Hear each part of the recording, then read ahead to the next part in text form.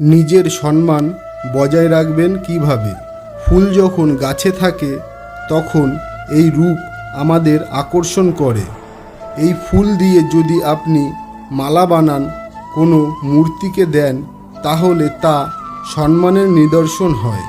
এবার এই ফুলই যদি আপনি বিছানাতে ছড়িয়ে দেন, তাহলে সেই দৃশ্য দেখে সেই সুবাসে আপনার মন পুলকিত হয়ে ওঠে।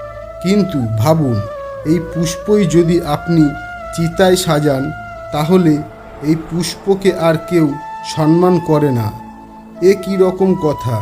সেই একই পুষ্প এক পরিস্থিতিতে সম্মান পাচ্ছে আর এক পরিস্থিতিতে নয়। কেন? কারণ এতেই লুকিয়ে রয়েছে এক গুরুত্বপূর্ণ শিক্ষা। এর সারমর্ম হলো এটি যে এই সম্মান ব্যক্তি বা বস্তুকে করা হয় না, সম্মান করা হয় সময় এবং পরিস্থিতিকে। এবার এই যে সময়, তা কখনোই আমাদের বশে থাকে না, আমাদের বশে থাকে পরিস্থিতি। আমাদের পরিস্থিতি কেমন হবে তার সিদ্ধান্ত স্বয়ং আমরাই নিই। আর যেরকম আমাদের পরিস্থিতি হবে সেরকম আমাদের সম্মান করা হবে।